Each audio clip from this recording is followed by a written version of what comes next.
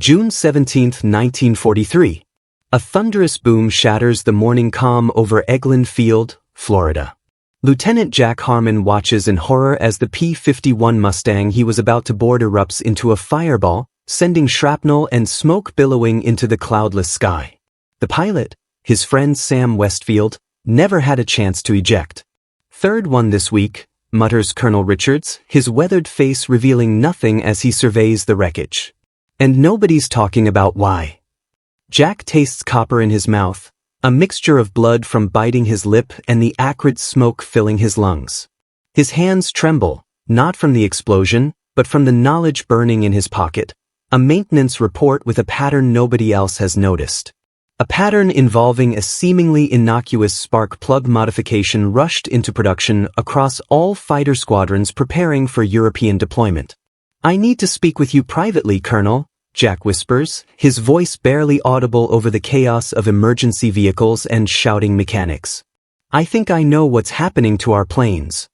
The colonel's eyes narrow. "My office. 1 hour. And Lieutenant," he grabs Jack's arm with surprising strength, "be damn sure before you point fingers.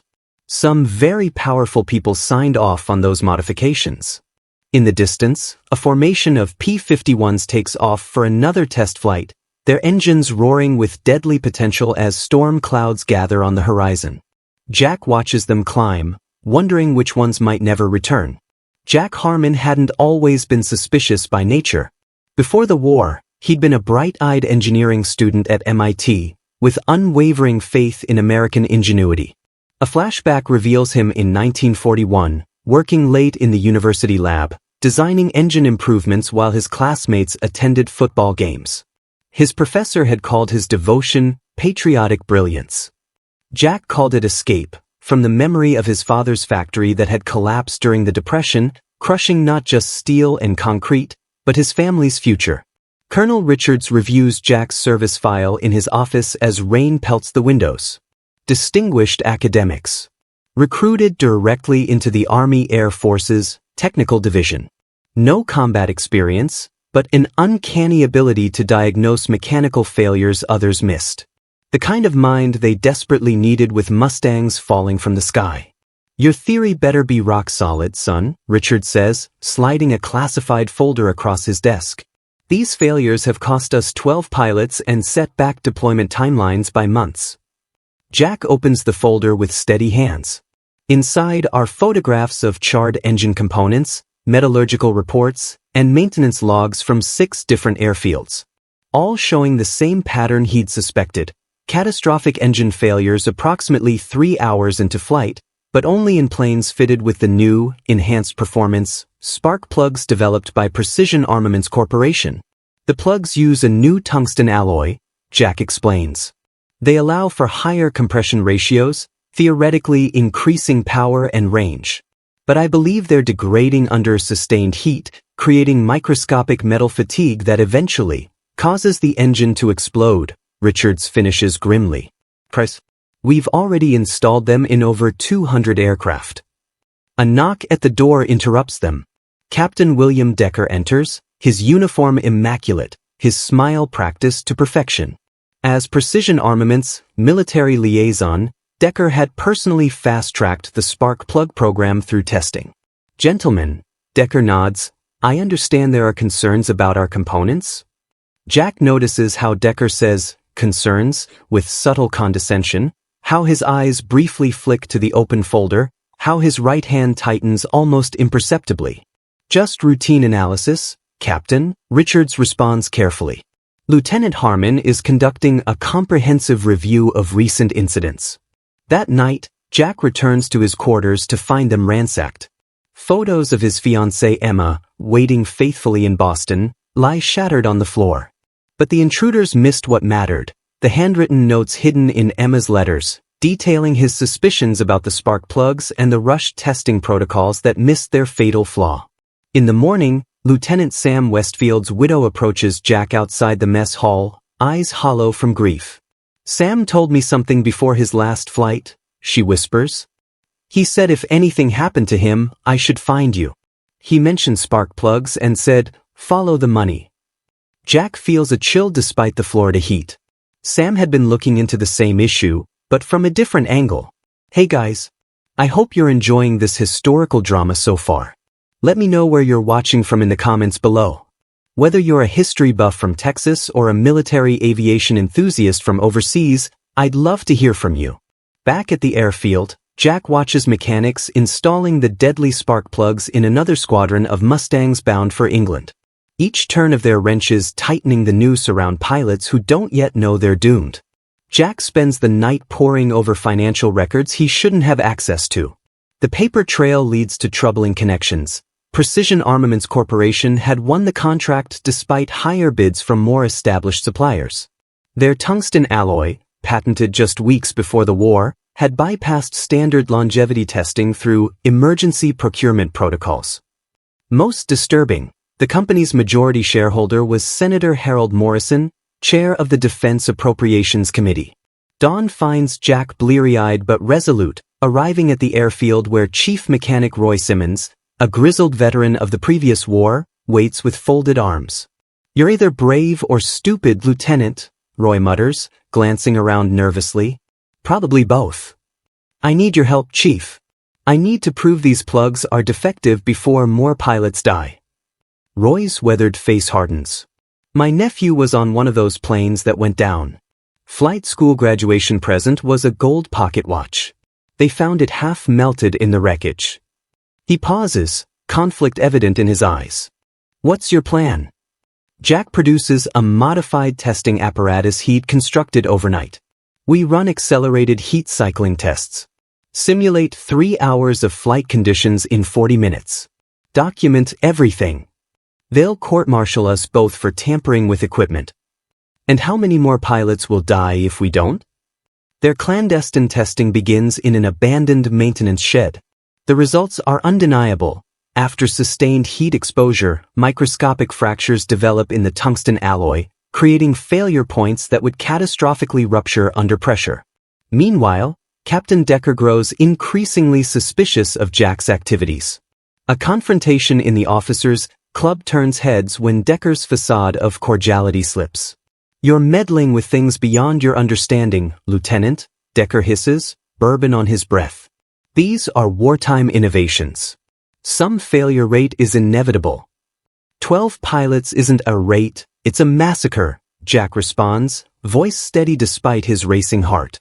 "Casualties happen in war. Or perhaps you'd prefer to experience the front lines personally. I hear the Pacific Theater is short on engineers. Very short on survivors, too." The threat hangs between them as Decker walks away, leaving Jack to wonder who else might be complicit in the cover-up. The next morning, Colonel Richards summons Jack to his office.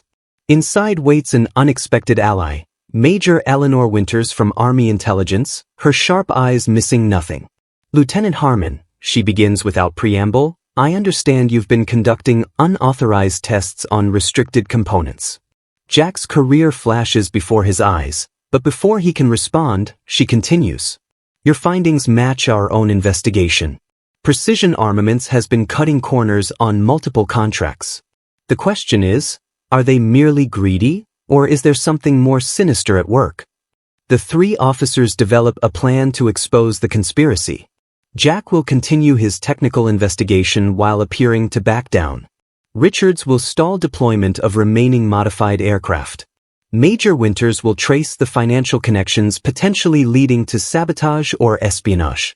That afternoon, Jack receives devastating news. Emma's brother, a pilot in the 357th Fighter Group, had perished in a training exercise, his P-51 exploding midair in circumstances identical to the others. The personal becomes urgently professional as Jack now fights not just for unknown pilots, but for justice for his future family. After hours of painstaking work in the lab, Jack makes a breakthrough discovery. The tungsten alloy contains trace elements consistent with German metallurgical techniques. The innovative American spark plugs might actually be Axis technology deliberately designed to fail after specific operational periods, long enough to pass initial testing but guaranteed to fail in combat. When Jack tries to call Major Winters with this revelation, he finds the base communication center mysteriously closed. Walking back to his quarters in the darkness, he senses movement too late. A sharp pain explodes in his skull, and the world goes black. He awakens bound to a chair in a remote hangar, face to face with Captain Decker and two unknown men in civilian clothes. "You couldn't leave it alone," Decker sighs, cleaning a service pistol methodically. "You just had to keep digging." "Americans will die because of what you've done," Jack manages through split lips. "Americans die every day in this war," one of the civilians responds with a faint German accent. "The difference is, these deaths serve a greater purpose than they could ever imagine." Guys, if you're enjoying this intense historical thriller, please hit that subscribe button and like the video. We're trying to reach 1,000 subscribers on the channel, and your support means everything to us. Your engagement helps us bring more of these compelling historical stories to life. As Decker raises his pistol, the hangar doors burst open. Chief Mechanic Roy leads a team of MPs and Major Winters, weapons drawn. In the ensuing chaos, Decker and one civilian are apprehended, but the German-accented man escapes after wounding Colonel Richards in the shoulder. "How did you find me?" Jack asks as a medic tends to his injuries. Roy produces a tiny tracking device. "Slipped it into your coffee this morning. Figured they'd make a move soon. Good thing the Major here believed my crazy story." Major Winters nods grimly. "The conspiracy goes deeper than we imagined, Lieutenant. We've uncovered evidence of at least 3 other sabotaged components in different aircraft. This was a coordinated attempt to cripple our air capabilities before the invasion of Europe." 3 weeks later, Jack stands on the tarmac at a secret airfield near London, his breath fogging in the pre-dawn chill. Operation Confirmation, the code name for their desperate counterintelligence mission, enters its final phase today. The thunderous roar of Merlin engines fills the air as 20 P-51 Mustangs taxi toward the runway, each carrying the modified spark plugs that Jack has personally re-engineered to appear identical to the sabotaged components but function properly. Weather over Hamburg is clear. Colonel Richards, now sporting a sling, informs the assembled pilots. German fighters will be up in force. This mission will draw significant attention. What remains unspoken? This squadron serves as both sword and bait. Their primary objective is to escort bombers, but their secondary purpose is to lure the German contact, the man who escaped the Florida hangar, into revealing himself. Intelligence suggests he's now stationed at Luftwaffe headquarters near Hamburg, monitoring the performance of his sabotage operation. "Lieutenant Harmon will be joining you," Richards continues, prompting murmurs among the pilots. "Special dispensation from command. He's the only one who can positively identify our target if the opportunity arises." Jack swallows hard, adjusting the unfamiliar weight of his flight suit. His engineering expertise had earned him a rushed pilot certification, but his minimal flight hours make him the squadron's weakest link. Yet his presence is essential. He alone knows the subtle metallurgical markers that would confirm the German saboteur's identity. Major Winters pulls Jack aside before he climbs into the cockpit of his assigned Mustang, tail number 271, ironically the same number as the first P-51 that had exploded at Eglin Field. "If you encounter the target, your priority is identification only," she emphasizes. "No heroics. The intelligence value outweighs any personal vendetta." Jack nods, but the image of Emma's grief-stricken face after her brother's death burns in his mind. "Understood, Major." The squadron takes off in perfect formation, joining the bomber groups already en route to Hamburg. Jack's hands tremble slightly on the controls, but the Mustang responds beautifully, its restored engine purring with American ingenuity rather than sabotaged treachery. 2 hours into the mission, the formation crosses into German airspace. Almost immediately, radar operators report incoming Luftwaffe fighters, dozens of them vectoring directly toward the American formation with uncanny precision. "They knew we were coming," the squadron leader's voice crackles over the radio. "Somebody leaked our flight path." The sky erupts into chaos as Messerschmitts and Focke-Wulfs tear into the formation. Jack's minimal combat training is immediately tested as a Bf-109 locks onto his tail. Pure instinct and engineering knowledge guide his evasive maneuvers. Understanding the physics of flight saves him where combat experience would have. Somehow, Jack not only survives the initial onslaught but manages to maneuver behind a Messerschmitt, his guns finding their mark in a burst of tracers that send the enemy aircraft spiraling toward the Earth. The victory is hollow, a human life extinguished by his hand, but the war allows no time for moral reflection. As the furious dogfight continues, Jack notices something strange. The German fighters are specifically targeting P-51s, largely ignoring the bombers they're meant to protect. They're hunting Mustangs as if they're targeting the sabotaged spark plugs, Jack realizes aloud. They know which planes should be failing by now. Breaking formation, Jack dives toward Hamburg, following a hunch that the monitoring station must be close to the city center. His radio crackles with orders to return to formation, but he switches frequencies, focusing instead on scanning German communications with his limited language skills. A distinctive transmission pattern emerges, regular bursts of data rather than tactical chatter. Following the signal strength, Jack flies dangerously low over the outskirts of Hamburg, dodging anti-aircraft fire while triangulating the transmission source. They're a nondescript building with an unusual antenna array, surrounded by Luftwaffe vehicles. Jack makes a split-second decision that violates every order he's been given. He dives his P-51 directly toward the facility, guns blazing. The building erupts in flames, secondary explosions confirming the presence of electronic equipment. As Jack pulls up from his attack run, a single Messerschmitt rises to intercept him, piloted not by a Luftwaffe regular but by the German-accented man from Florida, now in full officer's uniform. The ensuing aerial duel pushes both aircraft and pilots to their limits. Jack's engineering knowledge versus the Germans' combat experience. Technical understanding against tactical brilliance. They dance through the sky in a lethal ballet, each seeking the millisecond advantage that means survival. Jack's P-51 takes devastating damage, one wing partially sheared by cannon fire. The controls grow sluggish, the engine straining. The German maneuvers for a killing shot, but in that moment, the saboteur's overconfidence becomes his undoing. He pushes his Messerschmitt beyond its performance envelope, expecting Jack's damaged Mustang to falter first. Instead, it's the German fighter that suffers catastrophic engine failure, the ultimate irony as his own sabotage technique had been applied to Luftwaffe aircraft by Allied intelligence in a counter-operation Jack hadn't been briefed on. The Messerschmitt plummets, trailing black smoke. Jack watches, emotions conflicted, as his enemy attempts to bail out. Too late, too low.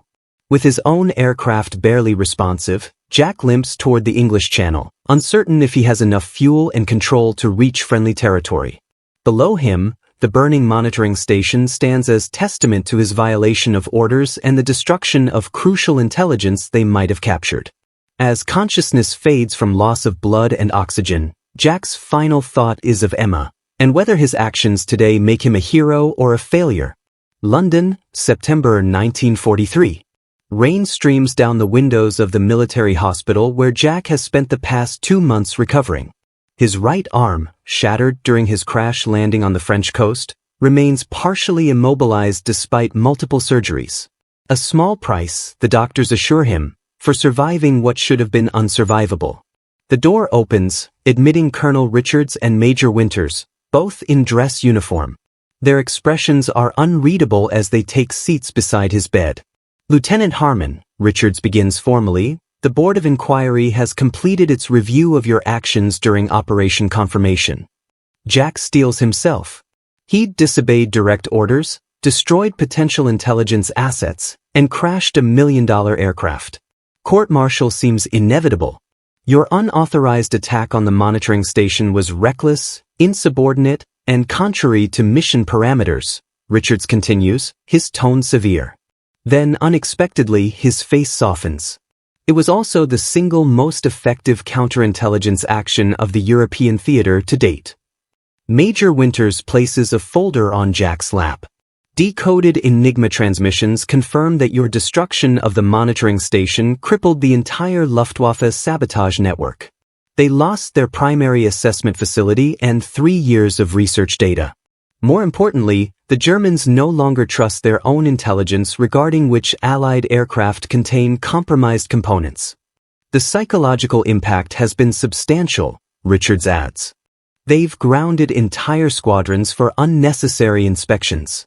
Their paranoia about what else we might have sabotaged is costing them more planes than actual combat. Jack absorbs this information with mixed emotions. And the German officer? The one who escaped in Florida. Oberstleutnant Werner Keller, Major Winters confirms. Metallurgical engineer, recruited by the WWII in 1938. His death has set back their materials science division significantly. She hesitates, then continues more gently. We also found this in the wreckage of his aircraft. She places a tarnished pocket watch on the bedside table. We believe it belonged to Emma's brother. Jack stares at the watch, throat tight. A trophy taken from a downed American pilot, carried by his killer. The personal and the global colliding in a small circle of gold. There's something else you should know, Richard says. Senator Morrison and 3 executives from Precision Armaments have been quietly arrested. The investigation revealed they weren't Nazi sympathizers, just greedy opportunists who cut corners for profit without realizing they were facilitating actual sabotage. They genuinely thought the failures were acceptable wartime defects. That's supposed to make it better? Jack asks bitterly. No, Richards acknowledges. But it reveals something important about how betrayal works. Sometimes it's ideological, like Keller's. Sometimes it's just human weakness, greed, fear, ambition, that enemies exploit. The conversation is interrupted by a nurse announcing another visitor. Emma stands in the doorway, her face lighting up at seeing Jack awake. The officers tactfully excuse themselves, leaving the couple to a tearful reunion. 6 months later, Jack, now Captain Harmon, leads a specialized counter-sabotage unit with engineers and intelligence officers working side by side. Their mission: identify and neutralize similar vulnerabilities across all Allied military technology. The unit's unofficial motto, borrowed from Jack's first report: the deadliest enemy is the one inside the machine. Their work is largely invisible but critically important. They discover and neutralize 7 major sabotage attempts across different theaters of war, compromised radio tubes in Pacific Fleet destroyers, contaminated hydraulic fluid in B-17 bombers, subtly altered gyroscopes in navigation systems. During a rare home leave in 1944, Jack visits Sam Westfield's widow, now remarried to a kind-hearted doctor. They talk for hours about Sam, about forgiveness, about moving forward without forgetting. She shows him her newborn son, named Samuel in honor of her first husband. Sam would be proud of what you've done, she tells Jack as he prepares to leave. Not just the medals or the promotions, but making sure what happened to him didn't happen to others. Back in Europe after D-Day, Jack's unit faces their most daunting challenge yet: rumors of sabotage in the new proximity fuses being deployed against V-1 rockets targeting London. With thousands of civilian lives at stake, they work tirelessly, eventually tracing the compromised components to a factory in Switzerland supposedly neutral but secretly infiltrated by German agents. The successful counter-operation saves countless lives but costs Jack 2 of his best team members in a covert mission gone wrong. At their memorial service, he reflects on the invisible war they fight. No glorious charges, no battlefield heroics, just quiet vigilance and technical expertise against an enemy that strikes from within. We honor the fallen by protecting the living, he tells his remaining team. And by remembering that every component, every material, every design carries human consequences. As the war in Europe approaches its final stages in early 1945, Jack receives intelligence about Operation Paperclip, the American effort to recruit German scientists, including some who had worked on sabotage programs. His impassioned argument against bringing these particular engineers to America creates tension with his superiors, who see technical knowledge as neutral and valuable regardless of its previous applications. Knowledge isn't neutral, Jack argues in a heated meeting with generals. And neither are the people who wield it. These men designed components specifically to fail when American boys needed them most. They calculated exactly how long the parts should work before killing their users. That's not science, it's murder with precision. His moral stand costs him politically but establishes important ethical boundaries for the recruitment program. Several of the most notorious sabotage experts are excluded from Paperclip based on his testimony. In the war's final days, Jack returns to the remnants of the Hamburg facility he had destroyed. Now secured by Allied forces, the ruins yield additional documents that complete their understanding of the sabotage network. Among the ashes, a research assistant finds a journal belonging to Oberstleutnant Keller, revealing a complex man driven not by hatred but by a distorted sense of patriotic duty and technical fascination with failure engineering. He saw it as an intellectual challenge, Jack explains to Emma in a letter home. That's what haunts me most, how something as inhuman as calculated sabotage came from very human intellects. How good engineers could design such evil, one equation at a time. As Germany surrenders, Jack looks to the future with both hope and caution. His experience has taught him that victory requires not just overwhelming force or superior strategy, but integrity in the smallest details, the humble spark plug as crucial as the mighty battleship. On the flight back to America, Jack pens a comprehensive report titled, Lessons from the Tungsten Failure, Building Technological Integrity for Future Conflicts. Its recommendations will influence military procurement and testing protocols for decades to come, establishing multi-layered verification processes that save countless lives in future conflicts. The most important lesson, he writes in the conclusion, wasn't technical but human. Trust, once compromised, is the hardest component to rebuild. But without it, no machine, military or social, can function properly for long. April 1946. A small ceremony at MIT honors the classified contributions of engineers to the Allied victory. Jack Harmon, now a civilian consultant for the newly formed Defense Quality Assurance Division, stands uncomfortably in the spotlight as a medal is pinned to his chest. Emma watches proudly from the front row, their infant daughter asleep in her arms. The sabotaged spark plugs never claimed another American life after Hamburg. The presenter announces to polite applause from an audience who cannot know the full story. Captain Harmon's innovations in testing protocols have become the gold standard for military procurement worldwide. Later, at a reception in the engineering building, Jack pauses before a memorial wall listing former students who never returned from war. His fingers trace the name of Emma's brother, alongside Sam Westfield and too many others. They deserved better than to be betrayed by the very machines meant to keep them safe, he murmurs. An elderly professor overhears him. That's why your work matters, son. Not just the technology, but the integrity behind it. He gestures to young engineering students mingling nearby. These kids need to understand that every equation they write, every component they design, carries moral weight. Jack nods, watching the next generation of bright minds eager to build the future. He thinks of Keller, brilliant but corrupted, and of the precision armaments executives who valued profit over lives. Different paths, same devastating consequences.